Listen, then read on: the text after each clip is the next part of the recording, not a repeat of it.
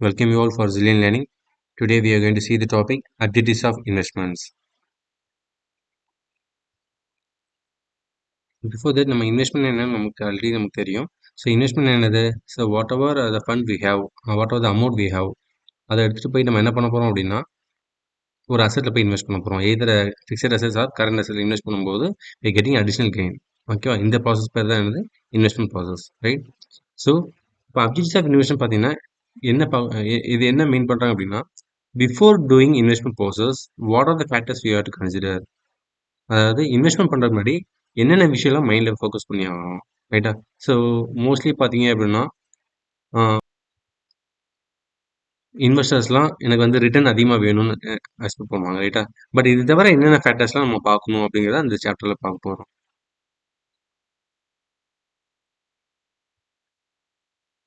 So primary objective of investment பார்த்தீங்க அப்படின்னா maximization of return and minimization of risk. அதாவது எனக்கு ரிட்டர்ன் அதிகமாக வேணும்னு எக்ஸ்பெக்ட் பண்ணுவாங்க ஒவ்வொரு இன்வெஸ்டர்ஸும். அது மாதிரி நான் ரிஸ்க் எடுக்க விரும்பல, அதனால் கம்மியாக தான் ரிஸ்க் எடுக்க விரும்புகிறாங்கல்ல. ஸோ இதுதான் பிரைமரி அப்ஜெக்டிவ்ஸ் ஆஃப் இன்வெஸ்ட்மெண்ட்ஸ். இது போக நிறைய டைப் ஆஃப் அப்ஜெக்டிவ்ஸ்லாம் இருக்குது, நம்ம ஓனாக பார்க்கலாம். பட் நம்ம வந்து வெறும் ரிட்டர்ன் மட்டும் கன்சிடர் பண்ணக்கூடாது, அது போக நிறைய ஃபேக்டர்ஸ் இருக்குது. ஸோ ரிஸ்க் பார்த்தீங்க அப்படின்னா செகண்ட் இம்பார்ட்டன்ட் ஃபேக்டர். ஏன் அப்படின்னா நம்ம இன்வெஸ்ட்மெண்ட் போட்ட அமௌண்ட் வந்து சம்டைம்ஸ் லாஸ் ஆக சான்சஸ் இருக்குது, இல்லை எதிர்பார்த்த அமௌண்ட் நமக்கு வராது. ஸோ நம்ம ரிஸ்க் அண்ட் ரிட்டர்னோட இது டெஃபினிஷன் பார்த்தீங்க அப்படின்னா நம்ம போன வீடியோவில் நம்ம பார்த்துருக்கோம், ரைட்டா? ஸோ ஆஸ் ஏ இன்வெஸ்டரா பிஃபோர் டூயிங் இன்வெஸ்ட்மெண்ட்ஸ் என்னென்ன விஷயம்லாம் ஃபோக்கஸ் பண்ணணும் அப்படிங்கிறத நம்ம இதில் இன்டெப்த்தாக பார்க்க போகிறோம், ரைட்?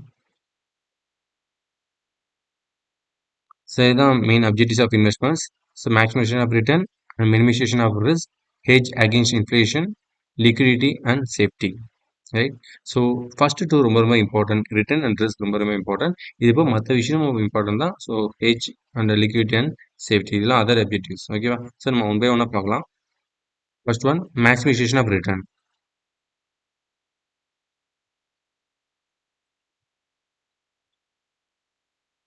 இப்போ ரிட்டர்ன் என்ன? ஜென்ரலாக பார்த்தீங்கன்னா ஒரு இன்வெஸ்ட்மெண்ட்டில் தட் மீன்ஸ் ஒரு அசெட்டில் நம்ம இன்வெஸ்ட் பண்ணும்போது அடிஷனல் கெயின் நமக்கு எவ்வளோ வருது, அடிஷனல் இன்கம் எவ்வளோ வருது, அதுதான் ரிட்டர்ன். இப்போ 5,000 நம்ம இன்வெஸ்ட் பண்ணுறோம் அப்படின்னா இப்போ ஆஃப்டர் 1 இயர் ஆஃப்டர் 2 இயர்ஸ்க்கு அப்புறம் பார்த்தீங்கன்னா நம்ம 7,000 வருது அப்படின்னா ஸோ எக்ஸ்ட்ரா இந்த 2,000 இருக்கா இல்லையா? ஸோ அது additional return, right? So additional income we are getting.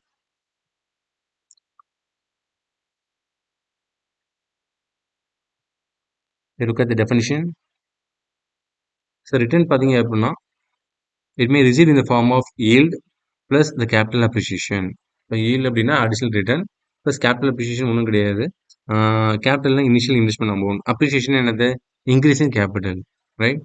So ஒரு 5,000 இன்வெஸ்ட் பண்ண போறீங்க அப்படின்னா ஒரு எக்ஸ்ட்ரா ஒரு 2,000 வருது அப்படின்னா அதுதான் எக்ஸ்ட்ரா ரிட்டர்ன், ரைட்? இந்த ரிட்டர்ன் வந்து பார்த்தீங்கன்னா ஒவ்வொரு அசெட்டை பொறுத்து மாறும். இப்போ கோல்டு எடுத்துட்டீங்க அப்படின்னா ஒரு கிராமுக்கு இப்போ இன்னைக்கு ரேட் அப்ராக்சிமேட்லி 6,000 போயிட்டு இருக்கு அப்படின்னா ஆஃப்டர் 1 இயர்க்கு அப்புறம் 7,000 ஆகும். ஆர் மேபி ஒரு 5 இயர்ஸ்க்கு அப்புறம் மேபி பார்த்தீங்கன்னா 9,000 அந்த மாதிரி ஆகுது அப்படின்னா ஸோ இந்த வேரியேஷன் டிஃபரன்ஸ் இருக்கா இல்லையா? இந்த டிஃபரன்ஸை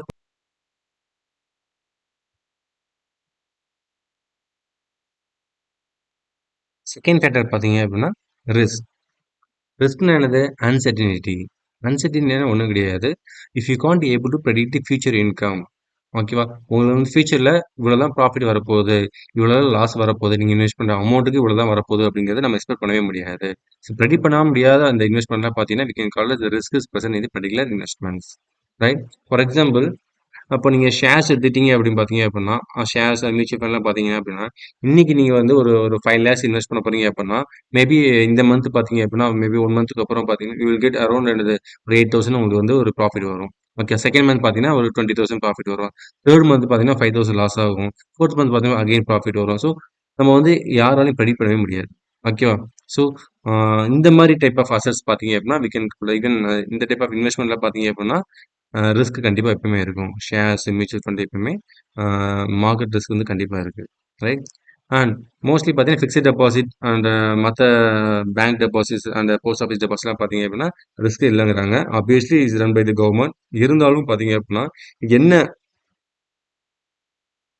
என்ன ரீசன்காண்டி பார்த்தீங்க அப்படின்னா இந்த இடத்துல வந்து ரிஸ்க் இல்லை அப்படிங்கிற மாதிரி உங்களுக்கு தெரியும், ரைட்டா? பட் ஏன்னா ப்ரைவேட் பேங்க்ஸும் பார்த்தீங்கன்னா தே ஆஃபரிங் ஃபிக்ஸட் டெபாசிட். பட் இந்த ஃபிக்ஸட் டெபாசிட் இந்த கான்செப்டே பார்த்தீங்க அப்படின்னா நீங்கள் ஒரு லம்சம் அமௌண்ட் நீங்கள் இன்வெஸ்ட் பண்ண போகிறீங்க, ஓகேவா? இன்னைக்கு இன்வெஸ்ட் பண்ண போகிறீங்க அப்படின்னா 1 இயருக்கு அப்புறம் உங்களுக்கு எவ்வளோ அமௌண்ட் வரும்? தட் மீன்ஸ் மெச்சூரிட்டி அமௌண்ட் எவ்வளோ வருங்கிறது இன்னைக்கே உங்களுக்கு தெரியும். ரைட்டா? ஸோ ஃபியூச்சரோட இன்கம் வந்து இன்னைக்கே தெரிய வந்தது அப்படின்னா, there is no risk in the particular assets or particular investments. So அதான். ஸோ இந்த இந்த பிக்சரை பார்த்தாலே உங்களுக்கு தெரியும். இந்த ரிஸ்க்ல ஃபியூச்சர் ப்ராஃபிட்டா லாஸா தெரியாது. ப்ராஃபிட்னாலும் எவ்வளோ ப்ராஃபிட் வரும், லாஸ் ஆனாலும் எவ்வளோ லாஸ் வரும்னு நம்ம ப்ரெடிக்ட் பண்ணவே முடியாது. இந்த மாதிரி அன்பிரடிக்டபிள் சிச்சுவேஷன் ஆர் அன்பிரடிக்டபிள் கண்டிஷன்ல பார்த்தீங்க அப்படின்னா, we can say the risk is present in the particular assets or particular investments.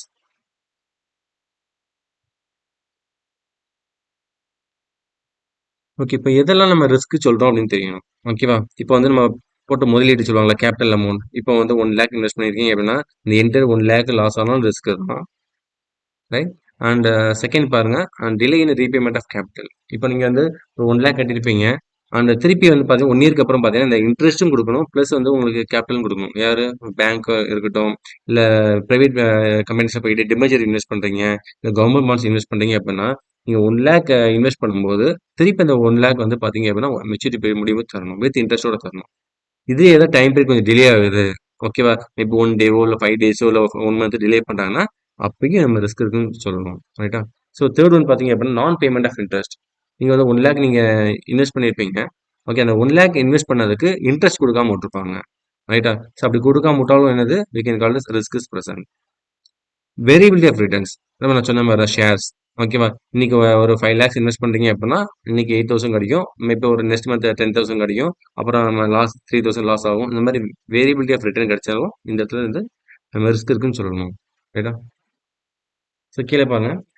Government securities like bank deposits, post office டெபாசிட்லாம் பார்த்தீங்கன்னா, வி கேன் சே ரிஸ்க்லெஸ். ரிஸ்க்லெஸ்னா ரிஸ்க் இல்லாதது. ஓகே. ரிஸ்கி அசெட்னா risk உள்ளது. எதெல்லாம் ரிஸ்க் இருக்கும்? ஷேர்ஸும், டிபென்ச்சர்ஸும். ஸோ இந்த debenture கூட பார்த்தீங்க அப்படின்னா, பிரைவேட் கம்பெனிஸ் தான் இஷ்யூ பண்றாங்க. பட் அந்த இடத்துல மோஸ்ட்லி பார்த்தீங்க அப்படின்னா, இப்போ கவர்மெண்ட் ஆத்தரைஸ் தான் பண்ணிட்டு இருக்காங்க. ஸோ பிரைவேட்டா வேற யாராவது இந்த செபிலியோ, ஆர்பிலியோ ப்ரியர் பெர்மிஷன் வாங்காம இந்த இஷ்யூ பண்றாங்க அப்படின்னா, அது மோஸ்ட்லி அத அவாய்ட் பண்ணிருங்க. ஆர் சர்டைன் ஃபினான்ஷியல் இன்ஸ்டிடியூஷன் பார்த்தீங்க அப்படின்னா, சில பேர் மிஸ்யூஸ் பண்ணுவாங்க. அந்த இடத்துல ரிஸ்க் இருக்கு. ரைட்டா? மோஸ்ட்லி பார்த்தீங்கன்னா, ஷேர்ஸ் அண்ட் மியூச்சுவல் ஃபண்ட்ல பார்த்தீங்கன்னா, we can say subject to market risk. So இந்த அசெட்லாம் பார்த்தீங்கன்னா, ரிஸ்கி அசெட். அதாவது ரிஸ்க் உள்ள அசெட்னு அர்த்தம். ரிஸ்க்லெஸ்னா fixed deposit in banks and post office deposit எல்லாம் பார்த்தீங்கன்னா, ரிஸ்க்லெஸ் அசெட். ஓகேவா? Third factor hedging. ஹெட்ஜிங் வந்து just we are going to balance our funds. So இந்த பிக்சர் பார்த்தா நீங்க பார்த்துருப்பீங்க. லைக் பீச் சைடில் ஸோ எங்கேயா பார்த்தீங்க அப்படின்னா, ஒரு பர்சன் வந்து பார்த்தீங்கன்னா ஸ்டிக் வச்சிருப்பாங்க. அந்த ரோப்ல நடக்கும்போது பார்த்தீங்கன்னா, அவங்க பேலன்ஸ் வருங்கிறதுக்கான அந்த இது வச்சிருக்காங்க, ஸ்டிக் வச்சிருக்காங்க. ரைட்டா? ஸோ கீழே விழாம இருக்கிறது பார்த்தீங்கன்னா, சைடு வந்து புஷ் பண்ணும்போது பார்த்தீங்க அப்படின்னா, இன்னொரு சைடு வந்து பேலன்ஸ் ஆயிரும் ஆட்டோமேட்டிக்கா. ஸோ இதுதான் ஹெட்ஜிங் ப்ராசஸ். இதே மாதிரி தான் பார்த்தீங்கன்னா, லைக் ஃபினான்ஷியலாகவும் ஒவ்வொரு கார்பரேட்டும் ஒவ்வொரு இண்டிவிஜுவலும் பார்த்தீங்கன்னா, they have to do hedging process. இந்த பர்பஸ் ஆஃப் ஹெட்ஜிங் என்னன்னு தெரியணும். இப்போ நம்ம வந்து போட்ட investment amount, okay, we are invested certain capital amount, right?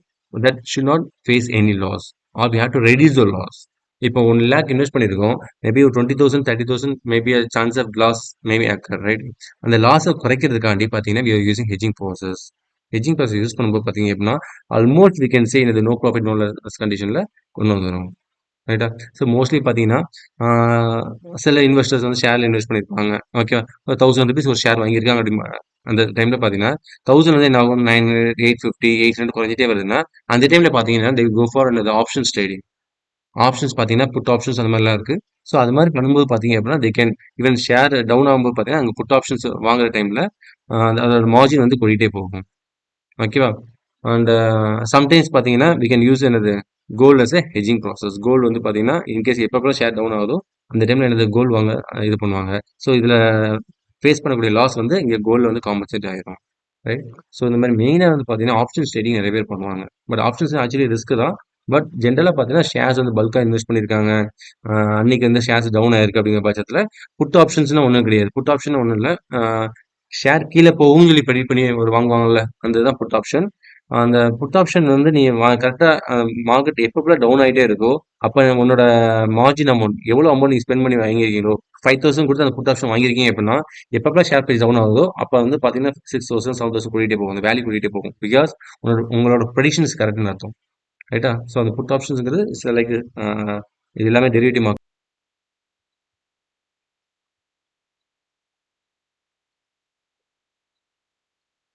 So options trading and gold தான் பார்த்தீங்க அப்படின்னா ஹெட்ஜிங் பண்ணுறதுக்கு மெயினான ஒரு டூலாக நம்ம யூஸ் பண்ணுறோம் ரைட்டா. ஸோ ஓவராலாக பார்த்தீங்க அப்படின்னா இட்ஸ் ஆக்சஸ் ஏ லைக் என்னது ஹெட்ஜிங் டூல். ஒரு ரிஸ்க் வந்து ரெடியூஸ் பண்ணுறதுக்காண்டி இந்த டூல் வந்து ரொம்ப யூஸாக இருக்குது எல்லாருக்கும் ரைட்டா. ப்ரைஸ் மேலே போனாலும் சரி இல்லை கீழே போனாலும் சரி அதுக்கு ஏற்றாப்புல வந்து பார்த்தீங்கன்னா they will do hedging process. மெயினாக கீழே போனால் தான் நமக்கு அஃபெக்ட் ஆகும். அந்த மாதிரி டைமில் மட்டும் we can go for options trading. ஓகேவா. இல்லை இந்த நாலேஜ் நமக்கு இல்லை, ஆப்ஷன்ஸ் நாலேஜ் இல்லை, டெரிவேட்டிவ் நாலேஜ் இல்லை அப்படிங்கிற பட்சத்தில் யூ கேன் கோ ஃபார் என்னது பர்ச்சேசிங் கோல்டு. கோல்டு பர்ச்சேஸ் பண்ணும்போது பார்த்தீங்கன்னா அதில் ஃபேஸ் பண்ணக்கூடிய லாஸஸ் வந்து இதில் காம்பன்சேட் ஆயிரும்.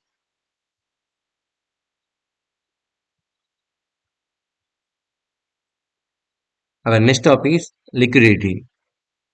லிக்விடிட்டின்னு என்ன அப்படின்னு பார்த்தீங்க அப்படின்னா எந்த அசெட்ல இன்வெஸ்ட் பண்ணீங்களோ அந்த அசெட் வந்து நம்ம திரும்ப வந்து செல் பண்ணும்போது பார்த்தீங்கன்னா ஈஸியாக டக்குன்னு செல் பண்ண முடியணும்.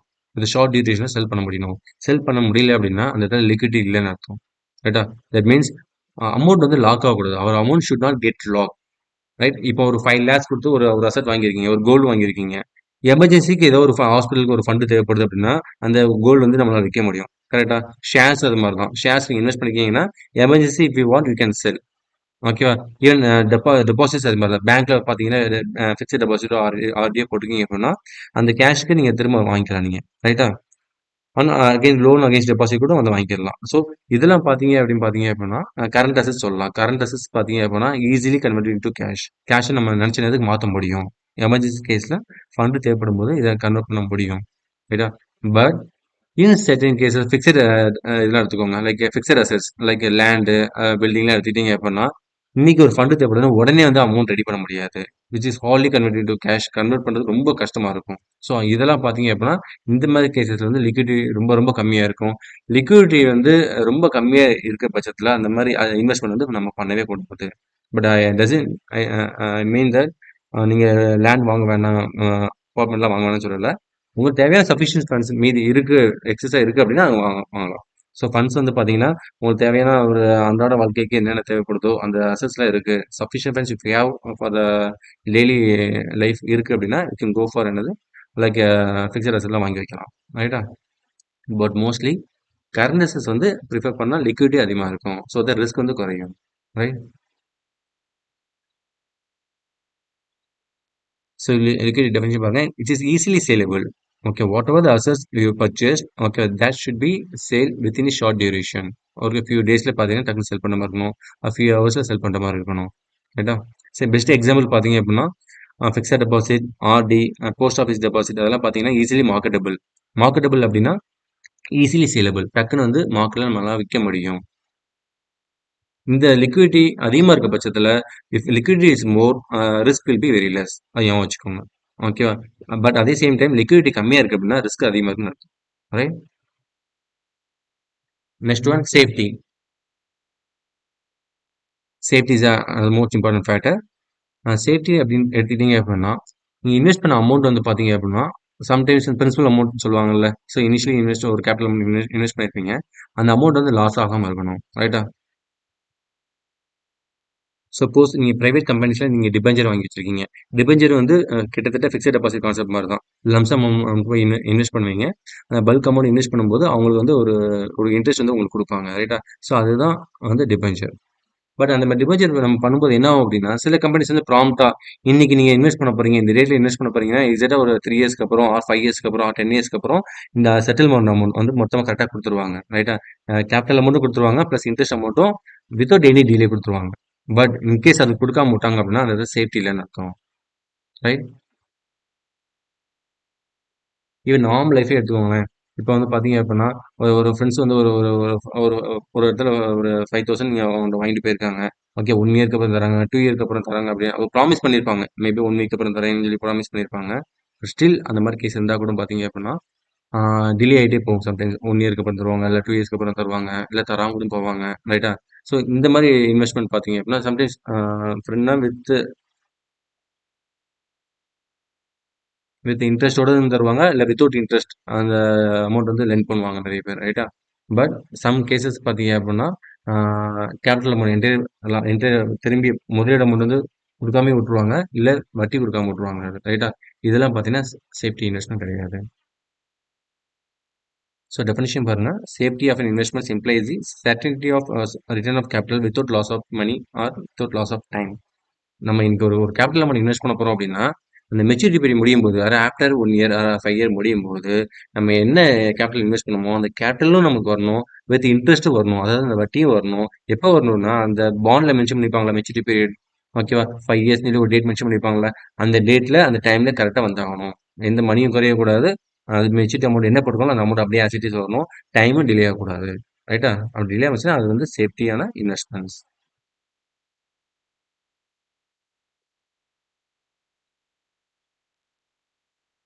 Hope you all understand these topics. So if you like this video, you can subscribe our channel Zillion Learning. Thank you.